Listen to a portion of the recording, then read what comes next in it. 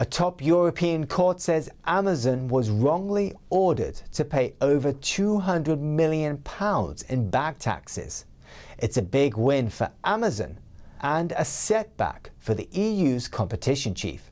NTD's Patrick Hayden has the details.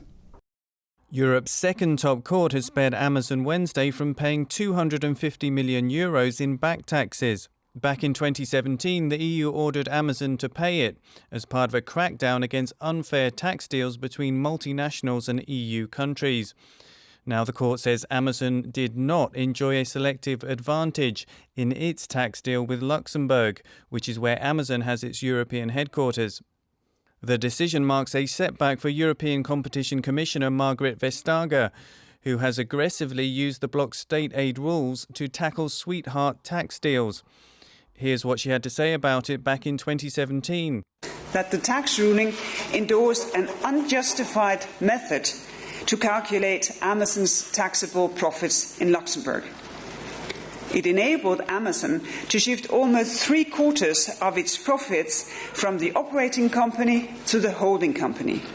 She said as a result, three-quarters of Amazon's profits in Europe remained untaxed. Vestager has a mixed record in getting companies to pay more taxes. In another case on the same day, French utility NG lost its appeal against the EU. It has to pay back taxes of more than £100 million to Luxembourg. Patrick Hayden, NTD News, London. A former White House advisor says he believes the recent rocket attacks by Hamas on Israel are connected to the cyber attack on a major US pipeline. And a US cybersecurity official warned of more aggressive ransomware attacks on US infrastructure. NTD's Jessica Beattie reports.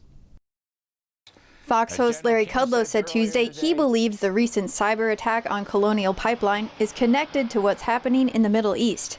I believe the cyber hacking in the U.S. Southeast is absolutely linked to the Hamas shooting war on Israel. Okay?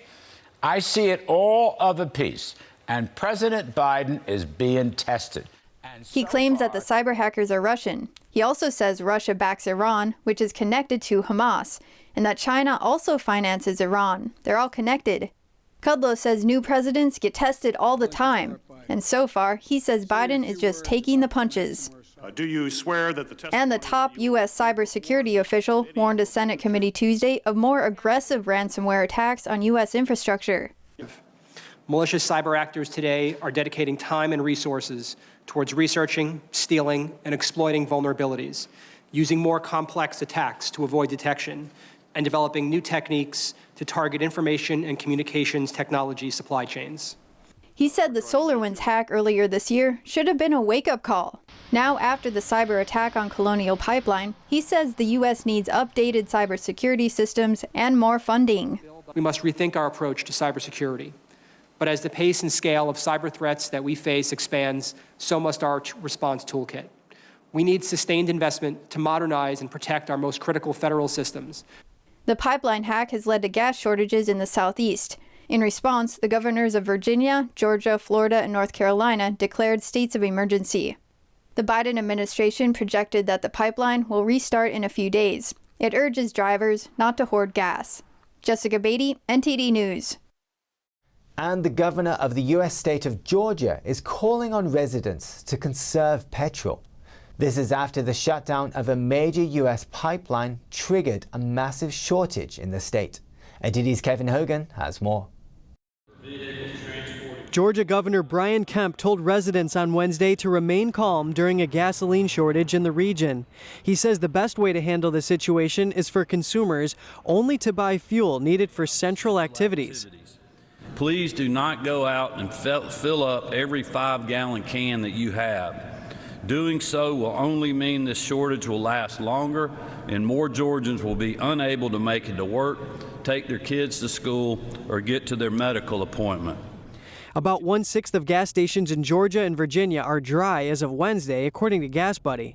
Cities have been hit particularly hard, with 60% of stations in Atlanta out of gas.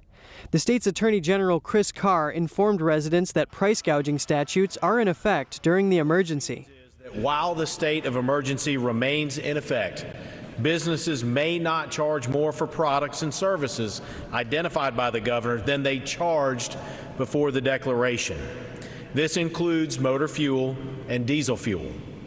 It's important to note, however, that prices may go up due to a verifiable increase in the cost of new stock or the cost to transport it.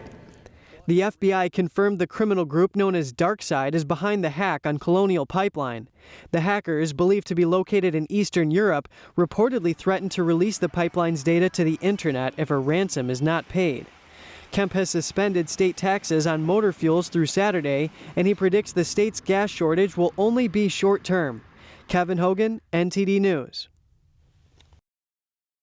For thousands of years, boxing has taught discipline and inner strength, a tradition that continues today. NTD's Jane Worrell met with young people who say it gives them the self-control they need on the street. 3, 4. If you don't box and you get hit in the face, you go nuts, don't you? You want to go mad. You can't do that in boxing. You can't do that. You'll lose focus, you'll lose your control, and you'll lose the fight. A sport that's as much about training the mind as the body. Boxing teaches you that, to be able to remain composed under extreme pressure. I mean, is there any more, apart from being at war or something like that, a pressure that's having a guy in front of you who's trying to take your head off? You need to stay focused and controlled, no matter what happens. And if you can do it in that hardest of arenas, you can do it anywhere. You can do it anywhere. You can do public speaking if you can get in the ring and box in front of, 2,000-3,000 people. And then all of a sudden someone says, can you say a few words in front of, this crowd of people? You're sort of like, yeah, no problem. You still get them little butterflies and stuff, but you learn how to control those. It's an inner strength that's helped this teenager during the lockdowns. You get times that are tough, for example, like last year. Last year can get pretty tough. Just here and there, like lockdown or whatever, you get taught a kind of mentality to not give up, just keep going forward. Doesn't matter whether you're tired, you're hurt, whatever. I feel like even though it's a different situation, you're not physically hurt during lockdown. It's just the fact that you can get through it. You just need to kind of stay strong, be strong-willed, and it will get better. Like many boxers, these young men say it gives them the confidence to walk away. You can step away from a fight, whereas if I didn't ever pursue boxing, I might have gotten into those situations. It does give you the confidence, it humbles your ego.